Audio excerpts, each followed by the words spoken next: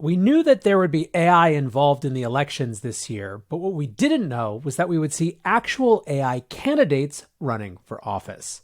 Welcome back to the AI Daily Brief Headlines Edition, all the daily AI news you need in around 5 minutes. If you had any hope that the world was going to get less weird rather than weirder, I hate to be the bearer of bad news, but we have not one but two stories about AI candidates running for political office. The first is a mayoral candidate in Wyoming, an AI persona named Vic, with an upbeat masculine identity and the ability to read documents at lightning speed, who is running for the mayor of Cheyenne. Vic was generated by the son of a local newspaper columnist and argues that the candidate will be better at listening to its constituents. Said creator Victor Miller, "I'm unhappy with how public servants treat the public for one way or the other. How to fix that? I don't know. I'm going to try AI." Victor points out that elected officials make decisions for a whole variety of reasons, many of which have nothing to do with what their constituents want. The opportunity for VIC, which stands for Virtual Integrated Citizen, is to take in reams and reams of information, supporting documents, different arguments, and make decisions more objectively based on that. In terms of interaction, creator Victor Miller wears a speaker around his neck, and voters can ask Vic campaign questions, who then responds in a, quote, cowboy-like masculine tone and persona.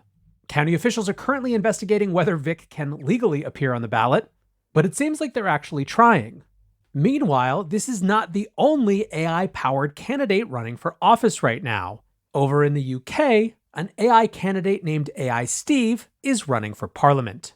AI Steve is an avatar of Stephen Endicott, based in Brighton and running for parliament as an independent. Endicott will function as an in-person representative of AI Steve, attending meetings and parliamentary sessions on behalf of the AI avatar, but it will not be Endicott making decisions. Writes Wired, AI Steve will transcribe and analyze conversations it has with voters and put issues of policy forward to validators or regular people who can indicate whether they care about an issue or want to see a certain policy enacted. For example, the AI Steve team says that they want to reach out to commuters at the Brighton train stop, asking them to fill out short policy surveys.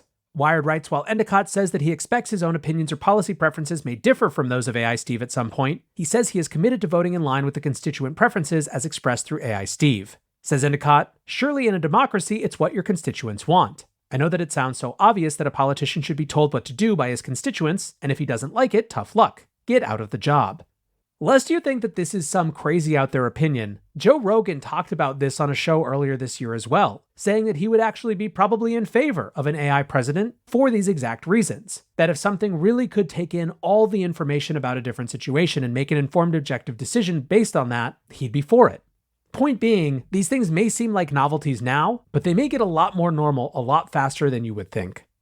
Moving back to real-world leaders, Pope Francis is about to become the first pope to attend the G7 summit, and you better believe his topic is AI.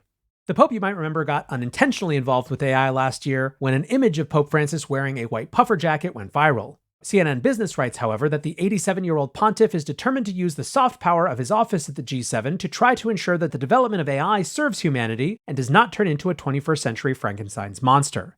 The Pope has previously highlighted threats posed by AI-controlled weapon systems, the dangers of a surveillance society, problems of interference in elections, and general worries about inequality. Writes CNN, the Pope and the Vatican have been pushing for an ethical framework to underpin the development and use of AI. The Vatican is seeking buy-in from big tech companies and governments. It's not exactly clear ultimately what specific steps, if any, the Pope will call for, but the fact that he has decided to get involved at the G7 level certainly suggests how important this issue is to the Vatican. One more story that might turn into a longer conversation at some point on this show is a discussion happening on Twitter/X, as well as in the pages of Fortune, around whether Amazon dropped the ball on using Alexa to be the leader of generative AI. Reporter Sharon Goldman wrote a thread summing up her piece. She writes, I spent the last few weeks speaking to over a dozen former employees at Amazon's Alexa organization, who say the company dropped the ball on releasing a generative AI-powered Alexa 9 months after a splashy demo. At a packed event at Amazon's lavish second headquarters in the Washington, D.C. suburbs, Alexa was demonstrated to a room full of reporters and cheering employees. But after the event, there was radio silence. The reason, according to interviews, is an organization beset by structural dysfunction and technological challenges that have repeatedly delayed shipment of the new generative AI-powered Alexa. Overall, the former employees paint a picture of a company desperately behind its big tech rivals Google, Microsoft, and Meta in the race to launch AI chatbots and agents and floundering in its efforts to catch up. The September 2023 demo the former employees emphasized was just that, a demo. The new Alexa is still not ready for primetime rollout. Research scientists who worked on the LLM said Amazon does not have enough data or access to the specialized computer chips needed to run LLMs to compete with rival efforts at companies like OpenAI. Amazon has also, former employees say, repeatedly deprioritized the new Alexa in favor of building generative AI for AWS. And while Amazon has invested $4 billion in Anthropic, it has been unable to capitalize on that relationship to build a better Alexa. Mihail Arich also wrote a long thread about this that got much deeper into the details, as someone who joined Alexa AI as a research scientist back in 2019. It's a fascinating conversation about one of the big battles. But of course, the question is, with something like 500 million Alexa devices sold at this point, can Amazon still use that incredible starting point to get itself back in the race? Something to continue to explore, but for now, that is going to do it for the AI Daily Brief Headlines edition. Next up, the main episode.